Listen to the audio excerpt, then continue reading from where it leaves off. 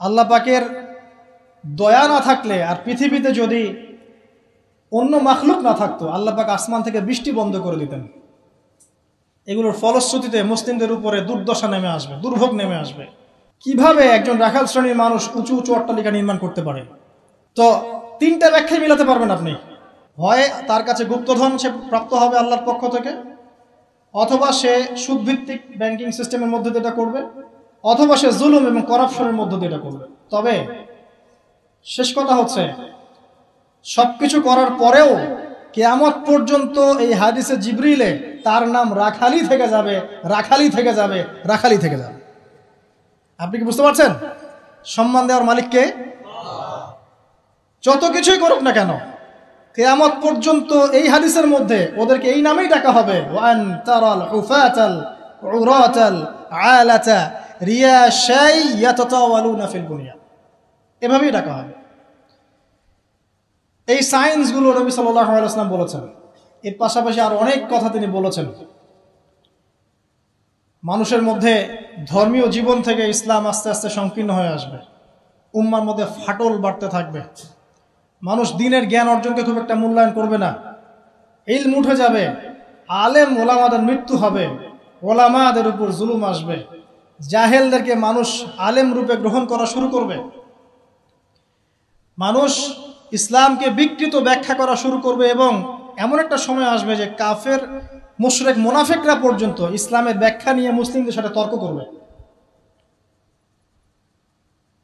পারিবারিক বন্ধন ভাঙবে, বাবা মা সন্তান সন্ততি পারিবারিক বন্ধন ভাঙবে, প্রচুর জেনা বাড়বে এবং জেনাকে মানুষ হালাল মনে করবে, প্রচুর মাদক বাড়বে, মাদককে মানুষ হালাল মনে করবে,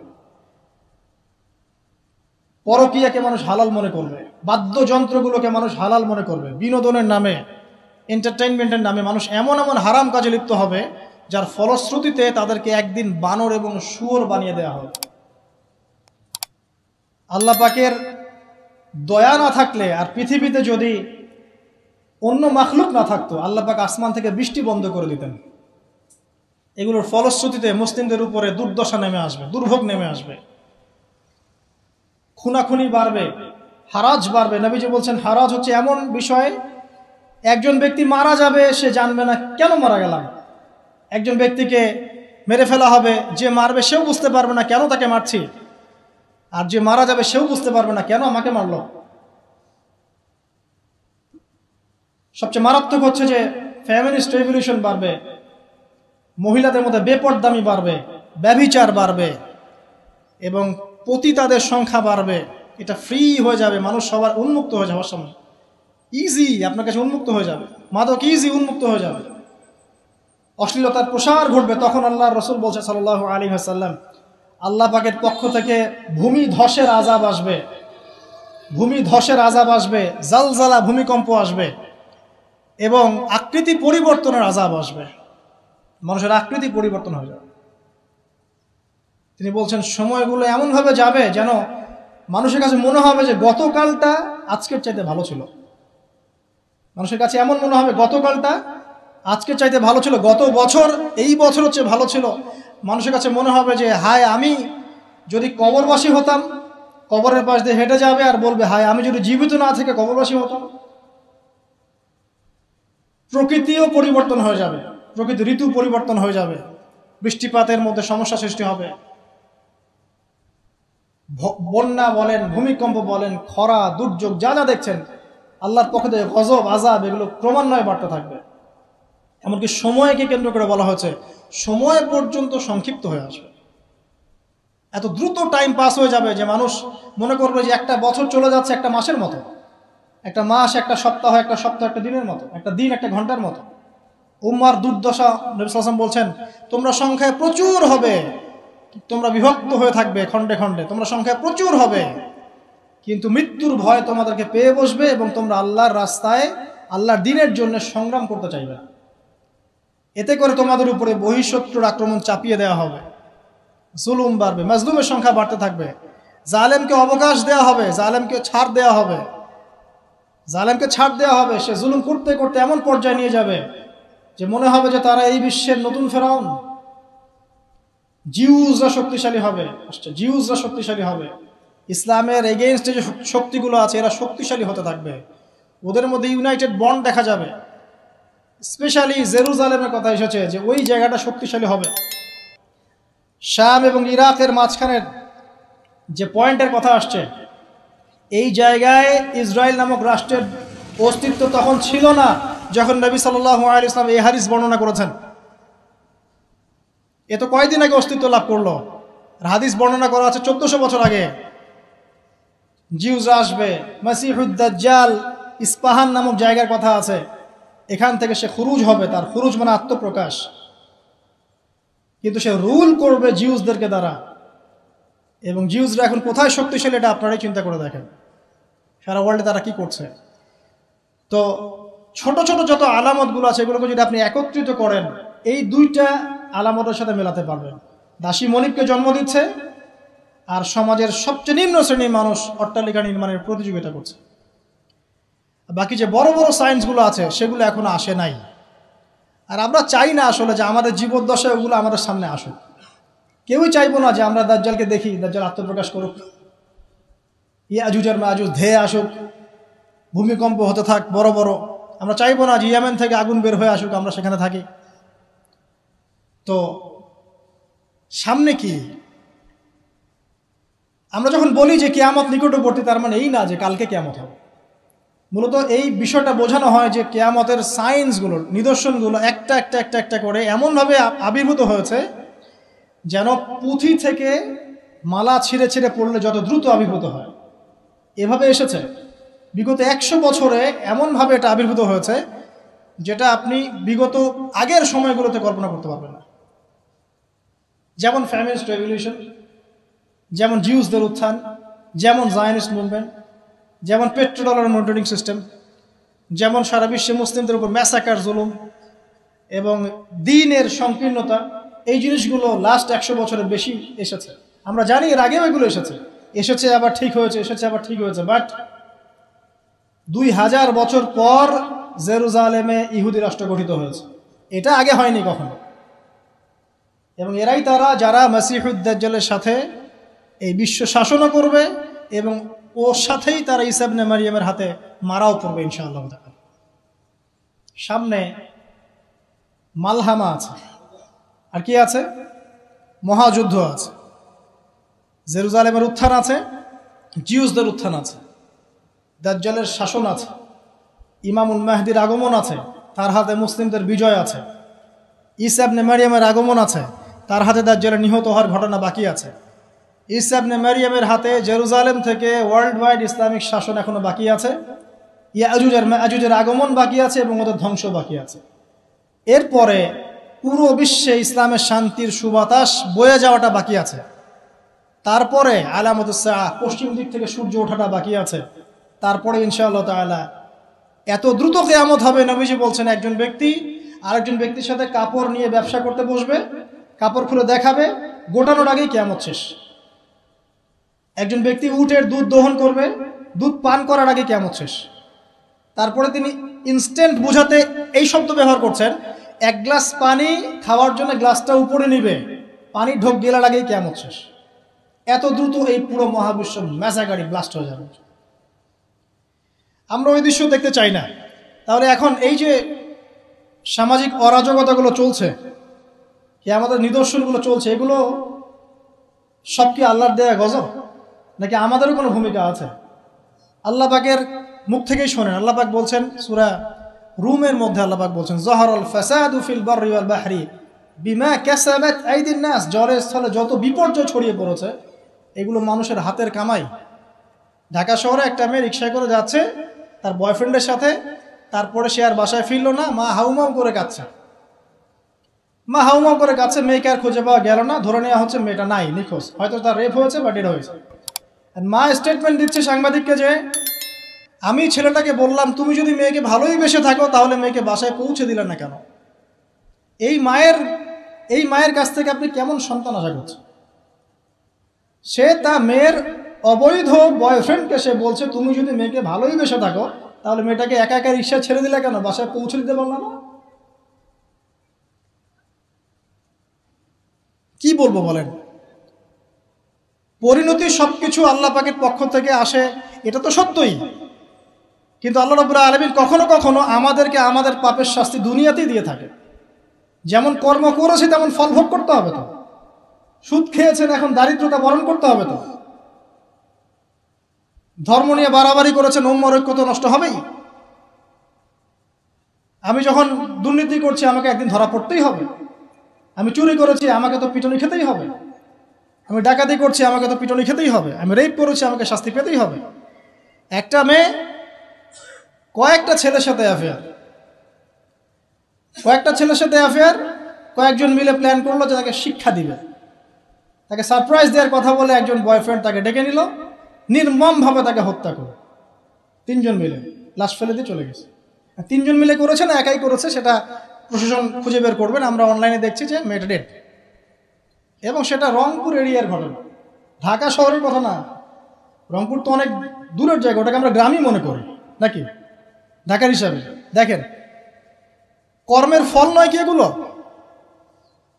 মদ খাচ্ছেন দেদারসে, তাহলে আপনাকে তো সারা জীবন একটা ব্যাধি ভোগ করতেই হবে। আপনি তো ক্যান্সার হবেই, আপনার বড় বড় রোগ তো হবেই। আল্লাহর দিনকে বাদ দিয়ে আপনি অনৈতিক দর্শনের চর্চা করছেন, আপনাকে তো ফল ভোগ করতেই হবে।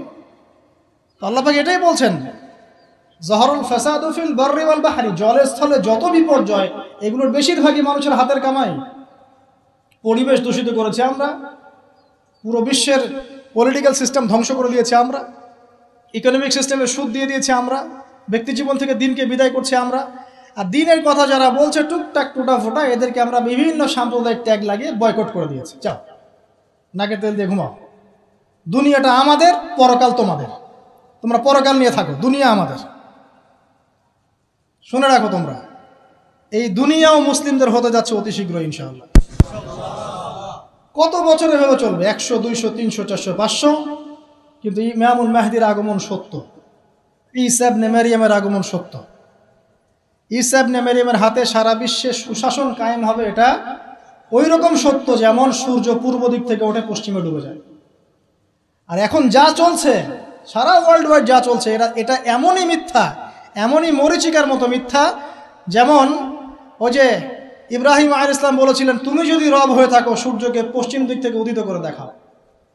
তোমরা একটা মিথ্যা সানরাইজ দেখাচ্ছ সারা বিশ্বকে, এটা সানরাইজ নয়। সত্যিকারের সানরাইজ দেখাবেন ঈসা ইবনে মারইয়াম আলাইহিস সালাম ইনশাআল্লাহ তাআলা। সামনে এগুলো আছে। এখন এই যে পরিণতিগুলো হচ্ছে, এগুলো আমাদের পাপের ফল। এখন আমাদের কি করণীয় আছে? প্রথমত আমরা আগে নিজেকে নিয়ে ভাবি যে আমরা এসেছি একা, আমরা যাব একা। বিশ্ব বাদ দেন, পলিটিক্স বাদ দেন, অর্থনীতি বাদ দেন, বড় বড় শব্দ বাদ দেন, আগে নিজের কাছে আসে যে আমি নিজে ভাই পৃথিবীতে আসছি একা, আমাকে যাইতে হবে একা। এবং আমি যাব সাদা কাফন পরে কালো কবরে, তাই নয় কি? কালো নিকশ কালো কবরে আমি সাদা কাফন পরে যাব, তাই না? তাই আমি একটা কথা বলি, শোনেন। যখন অন্ধকার, ঘুটঘুটে অন্ধকার নিকশ কালো কবরের মধ্যে সাদা কাফন পরে মানুষ যাবে, তখন সাদা সাদা আর কালা কালা গানের আসল মর্ম উপলব্ধি করতে পারবে। মানে ভাই আসেন কেন? যখন সাদা কাফন পরে অন্ধকার নিকশ কালো অন্ধকার কবরে মানুষ যাবে না, ওই মোমেন্ট যখন মুনকার এবং নাকিরের সাথে দেখা হবে, নাকিরের সাথে মালাকুল মউতের সাথে সাক্ষাৎ হবে, তার আগে লাশ নিয়ে যাবে আর সে বলবে কোথায় নিয়ে যাচ্ছ আমাকে, কোথায় নিয়ে যাচ্ছ? ভয়ে আটকে উঠবে। মালাকুল মউতের চেহারা দেখেই ভয়ে আটকে উঠবে। সারা জীবন তো দিনের পরোয়া করে নাই, নামাজ কালামের তো খবর নাই, ইসলামকে 5 পয়সা মূল্যায়ন করে না, এবং ইসলামকে ধ্বংস করার জন্যে, মুসলিম সমাজের মধ্যে অশ্লীলতা ছড়িয়ে দেওয়ার জন্যে এই কাজগুলো করে বেড়াচ্ছে। যখন এই অবস্থা তাদের হবে এবং কবরে প্রশ্নগুলো করা হবে এবং হাতুড়ি দিয়ে পিটানো হবে, 70 গজ মাটির নিচে যখন আত্মা যাবে সিজ্জিনে, তখন বুঝে আসবে কোনটা সাদা ছিল আর কোনটা কালা ছিল। মানুষ মুসলিমদের, স্পেশালি যুবকদেরকে, যুবক যুবতী, আমাদের ইয়াং টিনেজারদেরকে এমনভাবে ইনফ্লুয়েন্স করা হচ্ছে এগুলো দিয়ে, মনে হচ্ছে পর্নই আসল জগৎ, মনে হচ্ছে এই মাদকই আসল জগৎ, এই সিগারেটটাই আসল, এই গান বাজনা মিউজিকই আসল, এই কনসার্টগুলোই আসল। এবং এগুলোতে যেহেতু মজা আছে, একটা লাজ্জাত ফ্লেভার পাওয়া যায় ইনস্ট্যান্ট, এই জন্য যুব সমাজ দ্রুত এর পিছনে দৌড়ানো শুরু করছে। আর একটা যুবকদেরকে যখন আপনি একটা জাতির যুবকদেরকে মেরুদণ্ড ভেঙে দিবেন, তখন এই জাতি কখনোই আপনার এগেন্স্টে দাঁড়াতে পারবে না। সুদূর প্রসারী নীল নকশা এটা মুসলিম যুবকদেরকে আল্লাহর দিন থেকে সরিয়ে দেওয়ার জন্য। এদেরকে প্রমোট করার মিডিয়ার অভাব নাই, পত্রিকার অভাব নাই। তাহলে আপনি কি করবেন এখন? প্রথমত আপনি নিজেকে চিন্তা করতে হবে যে আমি মুসলিম, আগে আমাকে বাঁচতে হবে, এবং আমার ছেলে আমার মেয়ে এদেরকে আমি অন্তত এই পথে দিব না। যদি এদেরকে পড়ানোর কোনো প্রতিষ্ঠানই না পাই, নিজে প্রতিষ্ঠান করে ওকে পড়াবো ইনশাআল্লাহ। যদি সেটাও না পারি, আমার কাছে একা একা বসে শিখবে ইনশাআল্লাহ, কি সমস্যা? যদিও এটার পক্ষে আমি খুব স্ট্রং মত দেই না, আমাদেরকে চেঞ্জ করতে হবে সিচুয়েশন। যদি দেখেন কোনো অপশনই খোলা নাই, সবখানেই ফিতনা, সবখানেই ফাসাদ, কি করবেন? আপনার ছেলে মেয়েকে তো পড়াতে হবে। আমার ওয়াইফ আমাকে বলছে আমার বেবিকে আমি কোথাও দিব না। কি করবা তাহলে? তা আমি 10 বছর পর্যন্ত পড়াবো। সে মাশাআল্লাহ আরবি জানে, উর্দু জানে, ফার্সি জানে, সবই জানে, তা আমি পড়াবো ওকে। বললাম যে এভাবে হবে না, এভাবে হবে না। কতদিন আপনি আটকে রাখবেন সন্তানকে? যখন সে বাইরে যাবে দেখবে জেনা উন্মুক্ত, মেয়েরা উন্মুক্ত, বেপরদামি উন্মুক্ত, পর্ন উন্মুক্ত, সব উন্মুক্ত, মাদক উন্মুক্ত। সৎসঙ্গ না থাকলে, ভালো প্যারেন্টিংস না থাকলে, আপনার ভালো পরিবেশ না থাকলে, ভালো সোসাইটি কমিউনিটি না করতে পারলে আমি আমাদের সন্তানদেরকে বাঁচাতে পারবো না। ওরা ওদের দেহকে নষ্ট করবে না ঠিকই, কিন্তু ওদের আত্মাটাকে পুড়িয়ে ঝাঁঝরা করে ছেড়ে দিবে, আত্মাটাকে কলুষিত করে শেষ করে দিবে। আর সমাজের এই অসঙ্গতিগুলো যখন চলছে আর আমাদের আত্মা কাঁদে না, আমাদের খারাপ লাগে না, আমাদের পাপবোধ জাগ্রত হয় না, বুঝতে হবে ওই ঈমান আর আমাদের মধ্যে নাই, যে ঈমান থাকলে এই পাপ দেখলে মানুষের খারাপ লাগা সৃষ্টি হয়। একজন আলেম বলেছেন, যখন দেখবেন বাসায় কোরআনের উপর ধুলা পড়ে গেছে, তখন বুঝে নেবেন যে আপনার কলবেও ধুলা পড়েছে। কি করব? নিজে বাঁচার জন্য আগে নিজেকে চিন্তা করতে হবে যে আমি আখিরাতের বান্দা, দুনিয়াতে এসেছি মেহমানের মতো, আল্লাহ কিছু দায়িত্ব কর্তব্য দিয়েছেন, টাইম শেষ হবে, আল্লাহ পাক টান দিয়ে চলে যাবে। কাউকে আল্লাহ পাক এখানে রাখেন নাই, দুনিয়াতে কেউ চিরস্থায়ী হয়নি। যত বড় পরাশক্তি ছিল, ফেরাউন, নমরুদ, হামান, কারুন, কেউ পৃথিবীতে চিরস্থায়ী হয় নাই। আজকের বিশ্বে যারা আছে বড় বড় পরাশক্তি, কেউ পৃথিবীতে চিরস্থায়ী হবে না। এগুলো শুধুমাত্র সময়ের ব্যাপার মাত্র, সময় চলে যাবে, এরাও শেষ, কেউ থাকবে না, না মুমিন, না কাফের, না মুশরিক, না কেউ না। অতএব যারা এসেছে তারা চলে যাবে, এই ফিলিংসটা সবার আগে জরুরি। এই ফিলিংসটা আসলে পরে আমার প্রথম দায়িত্ব হচ্ছে ইলম অর্জন করা, তারপরে লক্ষ্য স্থির করা যে আমার জীবনে তো একটা লক্ষ্য আছে। এভারেজ লাইফ লিড করবে সবাই, 1999 জন মানুষ এভারেজ লাইফ লিড করে, খায় দায় ফুর্তি করে, স্ত্রী সহবাস করে, বাচ্চা পয়দা করে, শেষ, ডেড, শেষ বয়সে ক্যান্সার, ডায়াবেটিস, মারা গেল। এটাই করতেই কি দুনিয়াতে এসেছি? দিন ইসলাম নিয়ে আমাদের কোনো স্বপ্ন নাই? যারা ইতিহাস পড়ে দেখেন, যারা যুগে যুগে ইসলামের অগ্রগামী ছিলেন, তারা কি আমাদের মতোই এভারেজ মুসলিম ছিলেন, নাকি এক্সট্রা অর্ডিনারি কিছু তারা করতেন? আর আমরা কি আমাদের উম্মার মধ্যে ছোটখাটো বিষয়গুলোকে নিয়েই পড়ে থাকবো? আর কতদিন আমরা এগুলো নিয়ে পড়ে থাকবো? আর কতদিন আমরা একে অপরের গীবত, তহমত, সমালোচনার, হাত বাঁধার, পায়ে পা লাগানো আর আমি এসব নিয়ে পড়ে থাকবো? তাও শান্তি পান, তারপরে আমাদেরকে দিনের জন্য কিছু করতে দেন, যুব সমাজকে করতে দেন, যারা এখন করতে চায় আগ্রহী, ওদেরকে কোনো রাস্তা দেখান।